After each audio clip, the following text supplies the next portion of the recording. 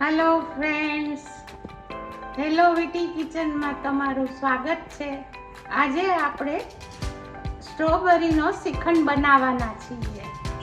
આપણો દહીંનો મસ્કો 1 વાટકો થયો છે. એની સામે મેં ખાંડનું બૂરું 1 વાટકો લીધું છે. સામે એટલું જ લેવાનું, જેટલું મસ્કો એટલું જ ખાંડનું બૂરું લેવાનું.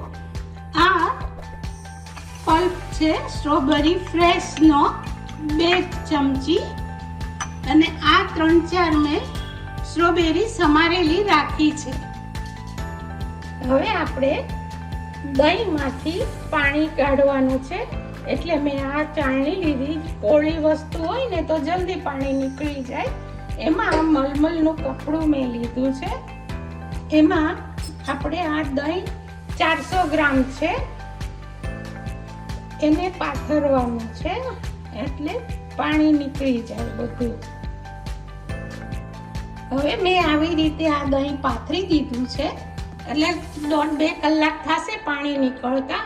પોળામાં કરીએ તો પાણી જલ્દી નીકળી જાય, નહીંતર પછી તમે ઝાઝી ક્વોન્ટિટી હોય તો તમે બાંધીને પણ કરી શકો. એને ઓવરનાઇટ રહેવા દેવું પડે છે, એટલે એમાંય જોવાનું પાણી બરાબર નીકળ્યું કે નહીં, મસ્કો બરાબર લીસો બન્યો કે નહીં જોઈ લેવાનું.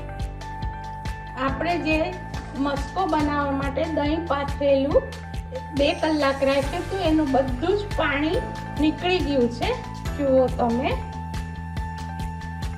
આવી રીતે થઈ જવું જોઈએ.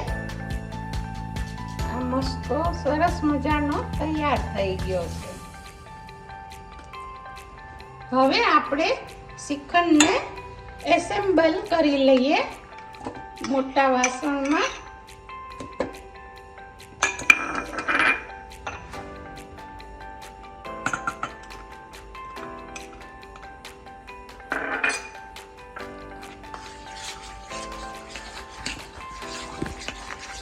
આવી રીતે બધી બૂરું મિક્સ થઈ જવું જોઈએ.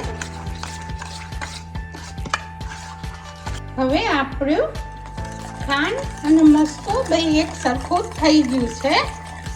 એકદમ હલાવી નાખવાનું, અંદર ગાંઠા ન રહેવા જોઈએ. હવે આપણે પલ્પ નાખી દઈએ.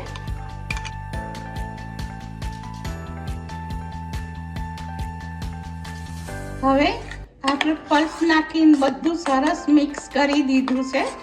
આવી રીતે, એટલે ફ્રેશ પલ્પ લઈએ ને તો આપણે એસન્સ નાખવાની જરૂર ન પડે. હવે આપણે સ્ટ્રોબેરી નાખી દઈએ.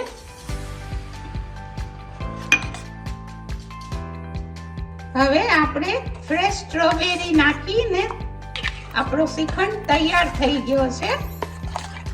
હવે આપણો આ સ્ટ્રોબેરી શ્રીખંડ તૈયાર થઈ ગયો છે, રેડી થઈ ગયો છે, અને એકદમ ઝડપી બની જાય એવી સહેલી રીત છે.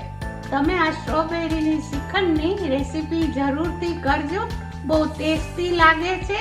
મારી ચેનલને લાઈક કરજો, સબસ્ક્રાઈબ કરજો. By friend.